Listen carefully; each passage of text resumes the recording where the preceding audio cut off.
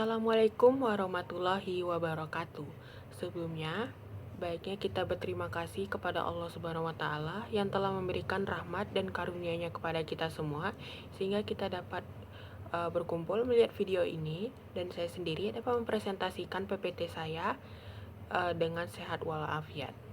Dan juga saya ingin berterima kasih juga dengan dosen pengampu mata kuliah agama yaitu Ibu Dr. Eva Riani MPDI yang telah memberikan petunjuk serta ilmu sehingga saya dapat mempresentasikan PPT kelompok saya yang telah saya diskusikan bersama kelompok saya. Baiklah, sebelumnya saya ingin memperkenalkan diri dulu. Perkenalkan, saya merupakan perwakilan dari kelompok 4 yang beranggotakan yaitu pertama Angelina Astra dengan NIM G1C125001. Yang kedua yaitu Indah Khairutunisa dengan NIM G1C125024. Yang ketiga yaitu Aisyah Ariko Rahma dengan NIM G1C125041. Yang keempat yaitu saya sendiri yaitu Muhammad Alfa Emiri Lubis dengan NIM G1C125019. Dan yang kelima yaitu Bunga Citra Lestari dengan NIM G1C125023. Selanjutnya Salsa Mutiarani dengan NIM G1C125011. Dan yang terakhir yaitu Sumaya Rohmatul Amin dengan NIM G1C125022. Baiklah, kelompok kami akan membahas mengenai ibadah. Kami juga akan mengambil judul yaitu konsep ibadah menurut Islam, pengertian, pembagian, dan syarat diterimanya. Tujuan pembelajaran dari materi ini sesuai dengan judulnya yaitu dapat memahami pengertian ibadah, yang kedua dapat mengetahui pembagian ibadah, dan yang terakhir yaitu dapat mengetahui syarat-syarat diterimanya suatu ibadah. Yang pertama, kita akan masuk ke pengertian ibadah. Pengertian ibadah sangatlah bervariasi, mulai dari secara umum, menurut ulama, dan juga menurut mazhab. Kita akan membahas yang pertama yaitu secara umum. Secara umum, ibadah adalah ketaatan dan pengabdian manusia kepada Allah Subhanahu wa taala dengan penuh ketundukan, cinta, dan juga keredaan hati dari diri kita sendiri. Selanjutnya kita masuk ke menurut ulama. Menurut ulama terdapat 5 ulama yang menyatakan apa pengertian ibadah. Yang pertama yaitu menurut ulama tauhid. Ulama tauhid menyatakan kalau ibadah ialah pengesaan Allah dengan tunduk dan juga rendah hati, atau lebih tepatnya pengesaan Allah dan pengagungan terhadapnya dengan penuh ketundukan serta kerendahan diri. Yang kedua yaitu menurut ulama akhlak. Ulama akhlak memandang ibadah sebagai pelaksanaan ketaatan atau segala bentuk ketaatan lahiriah kepada Allah dengan menjalankan syariat-syariatnya. Yang ketiga yaitu menurut ulama tasawuf. Menurut ulama tasawuf, ibadah dinyatakan sebagai amal perbuatan seseorang mukallaf yang menentang dorongan hawa dan nafsu demi memuliakan Tuhannya yaitu Allah Subhanahu wa taala. Selanjutnya kita masuk ke ulama fikih. Ulama fikih mengartikan ibadah sebagai segala ketaatan yang dilakukan dengan tujuan memperoleh ridha Allah dan juga dengan tujuan memperoleh pahala di akhirat kelak. Dan yang terakhir yaitu menurut jumhur ulama atau kesepakatan dari berbagai ulama. Menurut jumhur ulama menyebut kalau ibadah adalah segala perkataan dan perbuatan yang Allah cintai dan juga ridhoi, baik itu perkataan maupun perbuatan ataupun perilaku lahir maupun batin. Selanjutnya kita masuk ke menurut mazhab. Menurut mazhab terdapat mazhab Syafi'i, mazhab Hambali, mazhab Hanafi, dan juga mazhab Maliki. Yang pertama menurut mazhab Syafi'i. Mazhab Syafi'i menyatakan kalau ibadah adalah kepatuhan total atau kepatuhan dan ketundukan total kepada Allah Subhanahu wa taala yang mencakup segala ucapan dan juga perbuatan lahir dan batin yang tentu saja dicintai dan ridhoi olehnya. Yang kedua yaitu menurut mazhab Hambali. Mazhab Hambali menyatakan kalau ibadah adalah segala sesuatu yang dicintai oleh Allah Subhanahu wa taala, baik berupa ucapan maupun perbuatan, yang dimana dilakukan dengan ketundukan dan penghambaan kepadanya, baik zahir maupun yang batin, untuk meraih keridhaan dan pahala darinya. Selanjutnya yaitu menurut mazhab Hanafi. Mazhab Hanafi menyatakan kalau ibadah berarti taqarrub atau mendekatkan diri kepada Allah Subhanahu wa taala dengan melaksanakan perintah dan juga menjauhi larangannya. Selanjutnya yaitu mazhab Maliki.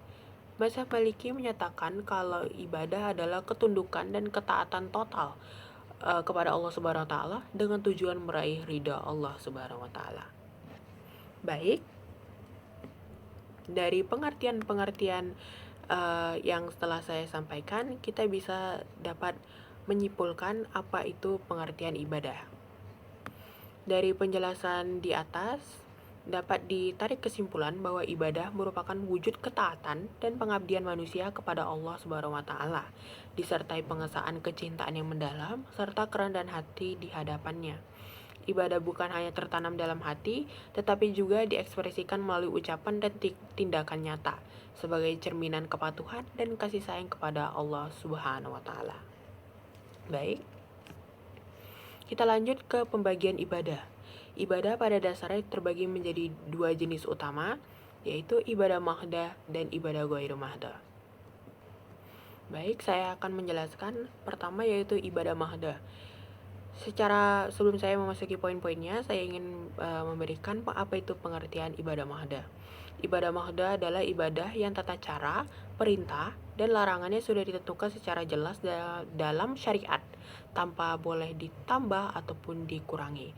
Landasannya itu bersumber dari dalil yang kuat atau qan'i ad-dilalah.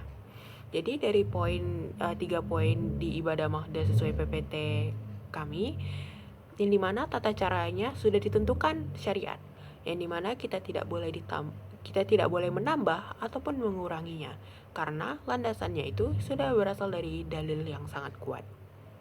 Contohnya, ibadah-ibadah yang sering kita lakukan, yang termasuk dalam rukun Islam, yaitu apa saja? Sholat, puasa, zakat, haji, dan bersujud dari hadas kecil maupun besar atau kita sebut taharah. Sifatnya harus sesuai tuntunan Rasulullah SAW. Baik, kita masuk ke ibadah ghairu mahdah.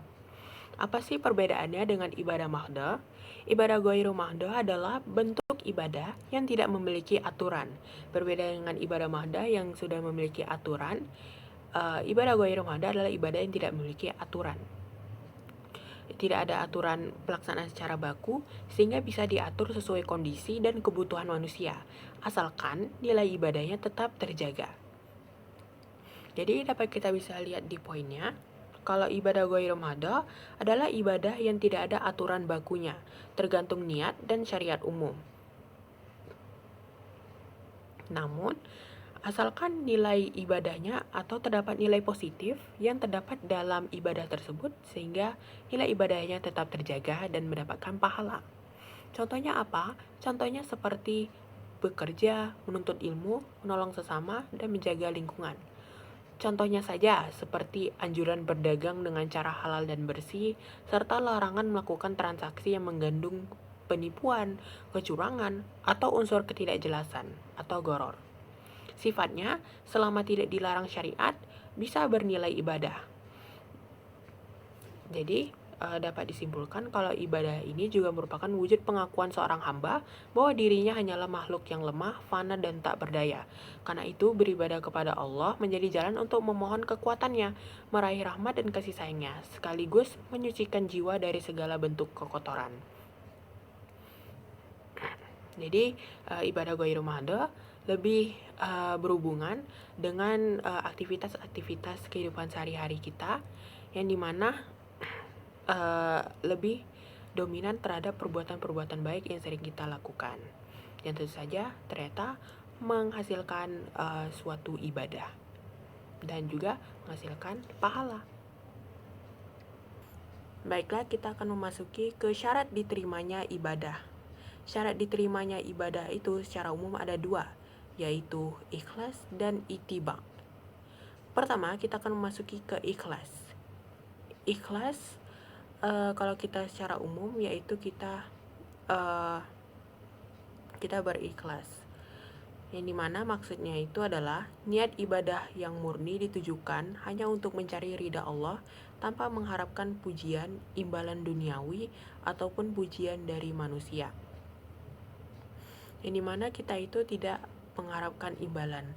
Kita tidak ingin dengan kita ini melaksanakan ibadah tidak semata-mata untuk dipuji oleh orang lain ataupun sebagai hal-hal sosial media kalau misalnya dalam zaman sekarang. Tetapi ikhlas dalam ibadah maksudnya adalah kita hanya untuk melaksanakan ibadah itu hanya untuk mencari ridha Allah, hanya untuk mencari pahala dan bukan mendapatkan pujian ataupun imbalan ataupun pujian-pujian dari manusia. Kita hanya ingin mendapatkan pahala, mendapatkan cinta dan kasih sayang dari Allah, dan juga ridho dari Allah. Selanjutnya kita memasuki ke ittiba. Nah, ittiba itu apa sih? Nah, secara bahasa, ittiba itu berarti mengikuti atau meneladani, dan secara istilah dalam Islam berarti mengikuti ajaran Nabi Muhammad SAW dalam perkataan, perbuatan, dan penetapannya berdasarkan dalil atau bukti yang jelas. Ini merupakan konsep penting dalam syariat Islam yang bertujuan untuk menerapkan agama sesuai dengan tuntunan Nabi dan berbeda dari taklid atau mengikuti tanpa dalil. Jadi konteksnya ini adalah kita mengikuti dan juga mencontoh ajaran serta sunnah Nabi Muhammad SAW agar ibadah kita itu semakin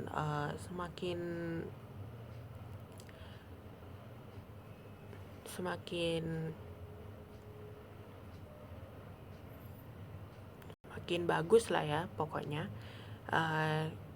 agar pahala kita juga bertambah dan juga rasa cinta dan kasih sayang kita kepada Allah itu juga meningkat dalam melakukan ibadah tersebut. Kita juga bisa lebih khusyuk dan juga dapat mengamalkan dan juga mendapatkan pahala-pahala sunnah dari melaksanakan ibadah-ibadah tersebut.